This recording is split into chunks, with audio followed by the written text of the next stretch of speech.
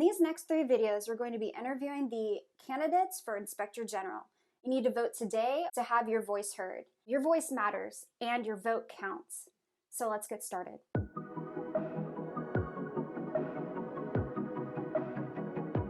that said, I'd like to introduce you to our very special guest, Josep. And if you'd like to introduce yourself, what do you do and your previous experience? I'm sure everyone would love to know. Sure.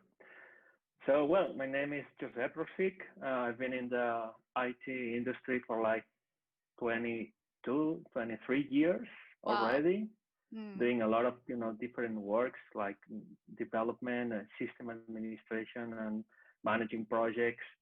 And a few years ago, I created my own game studio. So I moved more into leadership and managing the studio. So I have experience from technical to business in games and in other companies too. So a little bit of everything. That's really cool. It's from like technical to like, hey, let's have some fun with some games. Yeah. And also, of course, I like to play games a lot. So.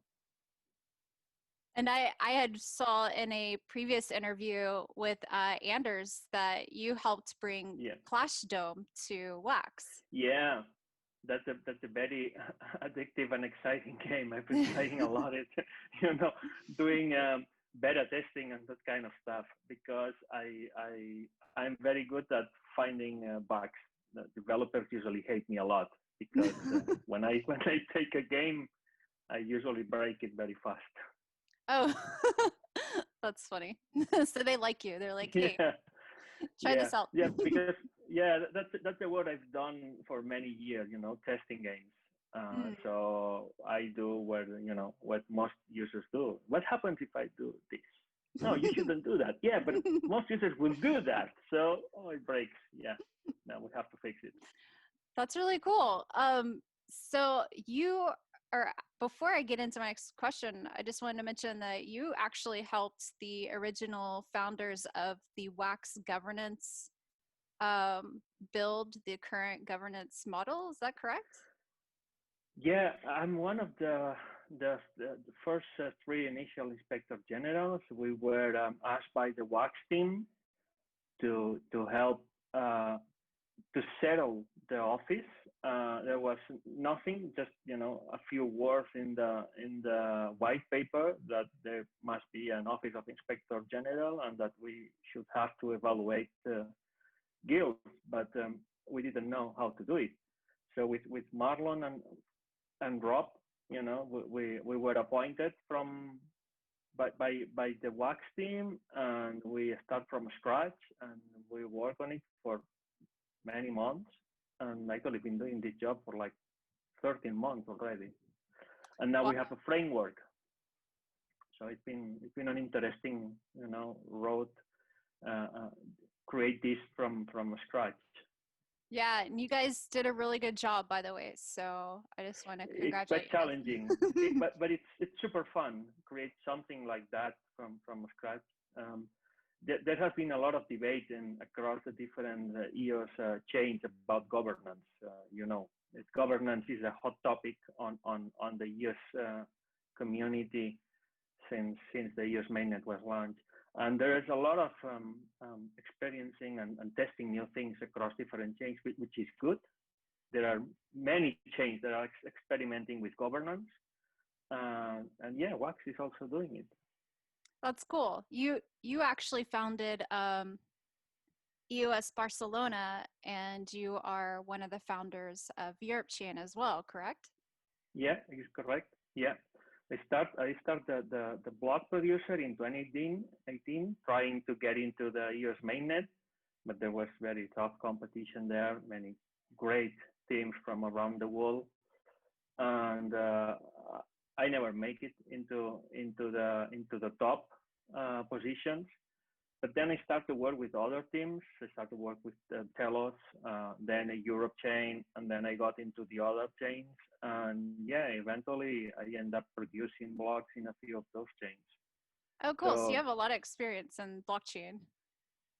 yeah, at least with EOS and EOS.io, I've been involved in the community since I think it's November 2017, November, December 2017. So a little bit Wow. more of 3 years. Yeah, I remember all the first tests, the first chains that were launched, and then also been involved in Jungle testnet since pretty much the first day. Oh, So wow. yeah, I'm quite experienced dealing with the technology. What got you into blockchain technology? Well, yeah, actually, my first experience was in 2009 with Bitcoin. Uh, I think Bitcoin was like, I don't know, 6 months old, and then I was me there mining Bitcoin for like 2 days, and then I said, yeah, this is useless. It it's not worth. It's useless. So yeah, it doesn't speak high on me because I totally failed to see the value of it.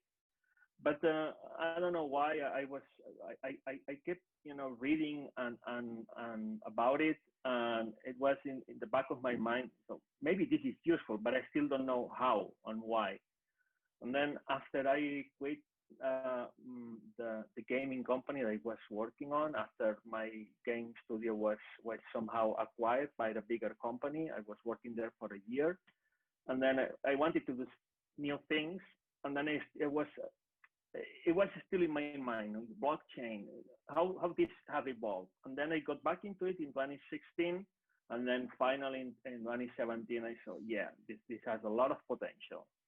And then I finally got into it again. So you kind of went a roundabout. It's like you were there at the beginning, but you were like, but I can't really play with this. And then you came back because there was something inside of you that was like, there's something to this, but I just don't know what I'm going Yeah, to do yet. something that I think I made a huge mistake, by not staying and keep mining. And yeah, I did. But it was, to be honest, I remember reading the Bitcoin white paper, and I did not understood anything. I did a, I'm not afraid. I'm not afraid to admit it that I did not understood anything. And I'm not saying right now I understand everything that is writing there. I understand the basics, but it's some tough math there. And it's the guy or the team who wrote that. They were really smart. yeah. Yeah, I totally failed to understand the consequences and the economic consequences and the adoption. Well, it's okay because I don't think anybody really understood it. They were just kind of collecting and like, this is something I know. I know it's something, I think it was one of those things of at least Yeah. you were there. That lets you know that you were in the right spot to know about it. Because Yeah. most people never even heard about it till I guess this year. Yeah, I was somehow lucky to be there, but yeah, it was too late for me when I was back into the game. Um, Not too late because now I'm here, but I really miss, I regret some of the decisions I made of not getting back into it earlier.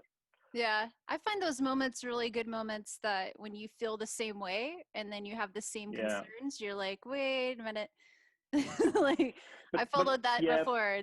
No, I'm but gonna dig deeper. But to be honest, it wasn't until 2017 when I start to see the words NFTs, Mm, because with Ethereum is where everything changes. With Ethereum smart contracts and then the NFTs, that's where is the game changing start. So that's yeah, what got me into finally into blockchain again. interesting. So yeah, I was gonna ask you next, like, what about blockchain gets you excited? So that's it. It's the NFTs, the possibility to have these virtual items that you and only you own, Mm, and nobody can copy it. So there has been always this interesting debate in the gaming scene for like many years, um, where online games have these unique items and only one user can have it, unless somebody gets into the database and creates another one. And then this already happened in to a few well-known games back in the early 2000s year. And now with blockchain, this cannot happen. If there is one object, there is only one. So there is no hacker that can get into the blockchain and duplicate it and then create more and distribute more. And if you own it, then you own it. So there is no company that can get into the database and delete all your belongs on that game. So that is what excites me about blockchain. That's interesting. You mentioned that. It made me think of how some people would just buy their way into games, and you could actually trace that on a blockchain, whether they earned that advantage or whether they just purchased it. And that's another way that blockchain offers that transparency for gamers. That's never thought about it like that, but that's really interesting. Cool, because mainly your passion for gaming kind of leads what you see is revolutionary about the technology. Yeah. It's actually my passion for games and game development. When I saw the possibilities on blockchain, is what brought me back again. Oh, because cool. I saw a use case. So that's the thing. That's what's attractive, is something you can actually use instead of just hearing about ideas. You're like, no. Exactly. This, I could like implement this. Cool. So what got you into Wax? Well, if we're talking about NFTs and games, Ethereum was okay as the first iteration and version, but Wax is for me is the native place for the games, because it's a neo-Zio blockchain. That means fast and cheap. And then it's focusing on NFTs, not just games. Of course, you have collectibles, and you have also e-commerce that can use NFTs. But I think it's the best place for games, because it's in the spirit of the token holders. It's in the spirit of the chain. We have guilds, block producers, but they are called guilds on Wax, that they are actually building games. So I think it's the best place for games. And now we are seeing that we are in the right place, because we have few awesome games that are actually growing really, really fast. And we are starting to get attention from the Ethereum community and other gaming communities. So that's exciting. It's the right place. Yeah. It's the right place for games. So do you think that that's the most unique value proposition for Wax, is the use of the EOSIO blockchain and their focus on gaming and NFTs? Yeah, that's exactly my my point of view and what I believe. Wax has the tools. It's not just a blockchain. We have the cloud wallet. We have a lot of tools. We have the online markets for NFTs. We have two standards, but markets, there are like maybe 5, 6 different markets. And actually, this is the spirit of blockchain. You don't have one single place to buy and sell and collect your NFTs.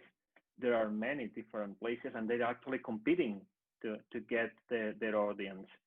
So I think that's pretty cool. Yeah, I agree. The spirit of decentralization is exactly live and well. So we actually have you on today to talk about you being a Inspector General candidate. And I was just wondering if you could, in your own words, describe what an OIG, or Office Inspector General, what they do and what their responsibilities are. Sure. So The office has three inspector generals, and what we do is to every month we review what the guilds have been doing during the last 30 days, how they are contributing to the chain. We are reviewing their infrastructure, so the servers that they have that provide, that the time blocks that provide what is called the history of the blockchain. So any dApps can connect with them and get information about the blockchain. We evaluate their contributions in the community, in the channels. We evaluate the tools that they have built for the community, the wallets, the block explorers, whatever they build to contribute to WAX.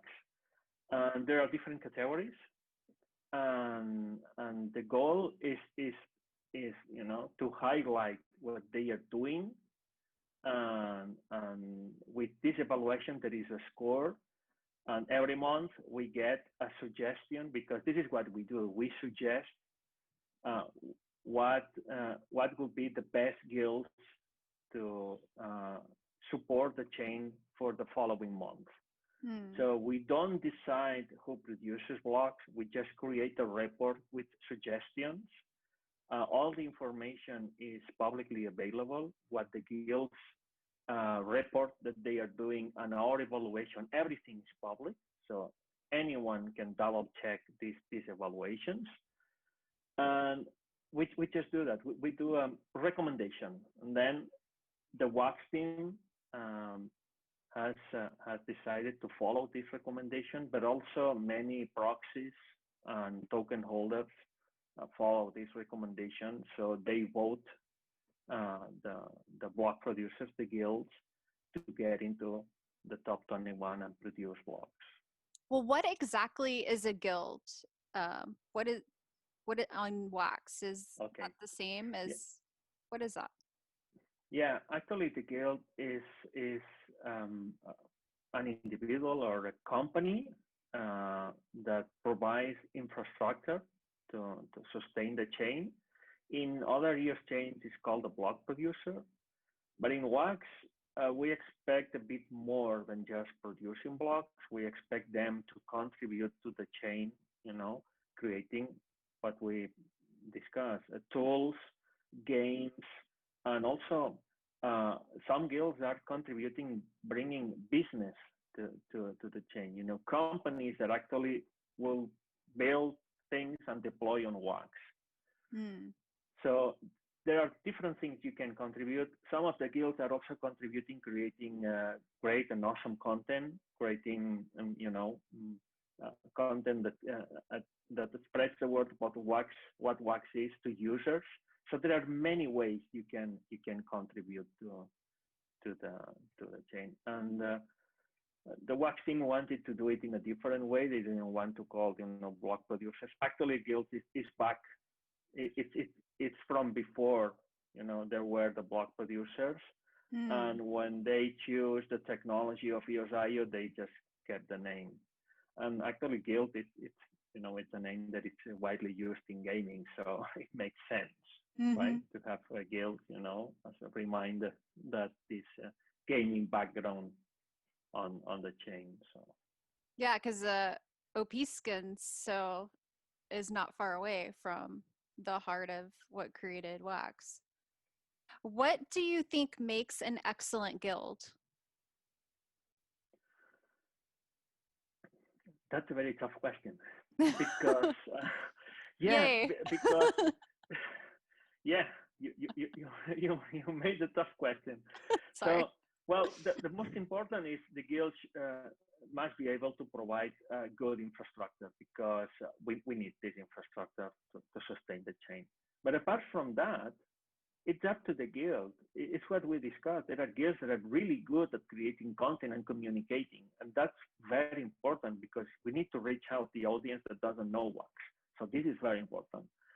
And then there are other guilds that, they really suck at self-promoting and doing and marketing and whatever, but they are really good building good tools. And we have a few of them. And those are amazing guilds, because they are actually providing building blocks for other projects that will come to WAX. We need them too.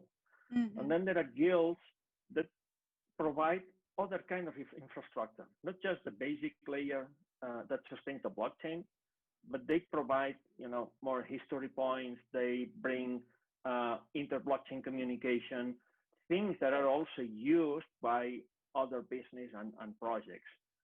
So it's up to each guild, to try to find their place. But there are many options to do that and contribute to the chain. So that's a great whatever answer. you do, whatever you do, you have to be passionate about WAX, about games, and then I'm sure you can find your place in the chain. Cool. So it's like, hey, where can I fit in kind of thing. Exactly. What does it take to make a great WAX Inspector General? That's another tough question. Well, we are still in the beginning of the office. I guess this is a road that we are all walking, not just Inspector General. And somehow I believe that there is still, a lot of room for improvement. So right now, it's difficult to answer that question, but I will say we have to find and improve our ways to fairly evaluate the guilds, to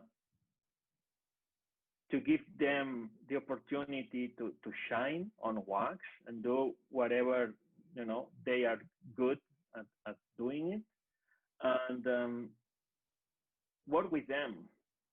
I think this is something that the office has a lot to, there is a lot of room for improvement, and it's work with them, do some kind of mentoring, because some guilds when join the chain, they don't know where and how to contribute them. So maybe the office, it's a good place for them to to meet with them and give them some advice and mentoring on how they can better contribute. So I will say here's what the feedback from the guilds, work with them. I think this is very important. It's interesting to hear your answer compared to those that are trying to get voted in, because you come from like over a year now experience of actually being in the weeds of it and realizing like what it's like, instead of like being a perspective of outside looking in, or even being in the group and active looking at it subjectively. Being in the hot seat is a completely different narrative. What is interesting about the job is that no matter what you do, there are only 21 spots on the top block producing. You are either a top block producer or a standby. And no matter what you do, there will be always a standby. And I understand that it's quite frustrating to be a standby. So it's always difficult, to please everyone, and there always will be guilds that they feel they have been treated, in not in a fair way. But it's just the positions are limited. So if everyone is competing, if we have like 35 guilds competing, only 21 can be block producers on the next month. So this is basic math. So it's actually a tough job. Yeah, I'm sure. I'm sure it's a tough job. At least there's 3 of you, so it's not like one person is the gatekeeper. It's more of like, well, we decided, together. Yeah, that's a good thing, and yeah, it's important that because we usually have every month we have some long debates about that project, that I don't know, that contribution to the community, and there are different, like 3 different points of view, and it's a good thing that because sometimes we got like this an hour or 2 hour debate about what this guild is doing, and there are different points of view, and that's why it's important to be, at least 3 inspectors general, so you can come to, a balanced agreement and different points of view. Yeah, I think it's very valuable. I appreciate that, the way y'all set that up. What do you think voters should look for when trying to pick an inspector general? That's another good question. Well, they should think about what's best for the wax chain. They are token holders. An inspector general do. What is their vision and what should be the inspector general work. And I guess they need to read the proposals of all the candidates and think what's best for the chain and what is closer to their heart about what it should be, the work of the inspector general. It's difficult, I understand, because every token holder must have their own priorities, but in the end, it's part of their job. As a token holder, you should care about what happens to the chain, and the inspector generals will help selecting the block producers that will keep the chain up and running. So it's an important job. Token holders. Yeah, we need the token holders taking some time to read the proposals and find, the best candidate for them. That's a good answer. What advice do you have for future wax inspector generals? That's a good one. So it's important first, to understand the community. So get involved with the community, be in the channels, read the channels, understand what concerns the community, because what concerns the community also has impact on what the guilds are doing and building, right? So if the community wants more games because they love NFTs and they love to use it on games, so maybe, the guilds should be focusing on this. And that is something that, a candidate of inspector general needs to understand and know, so it can connect with the guilds and say, hey, guilds, the community wants this. So maybe, focus on this kind of, of products, because this is what the token holders want. Also, it's very important to understand the technology. So I think it's very important for inspector general to understand how difficult is sometimes the technology side, and keep up with everything, and what is the cost of the infrastructure that the guilds, are adding and having to sustain the chain. You understand what is the technical work, because the technical work is usually it's just hidden, it's just behind the curtain, but there's a lot of work there, so a lot of maintenance. So I think it's important for an inspector general to really understand how the technical work works and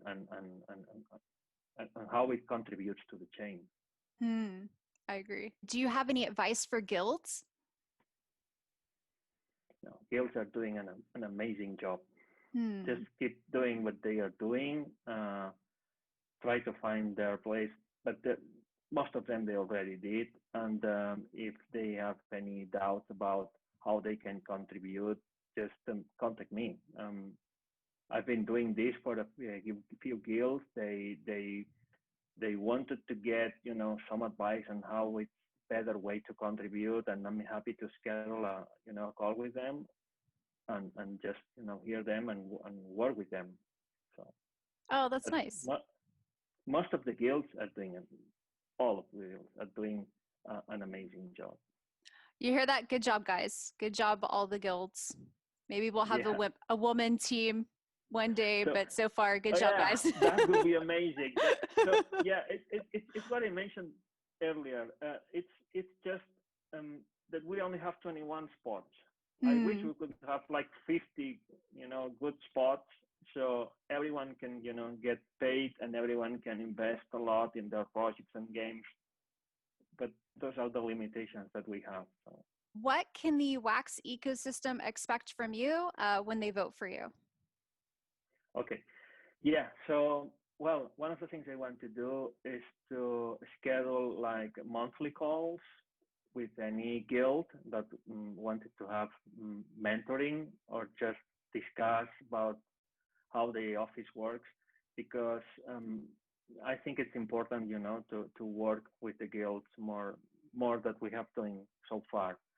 And also, we are going to work on create more detailed reports about after every evaluation, because I've seen a lot of feedback that maybe it's not quite clear how the evaluation was done, and token holders, they are struggling to get information about the office.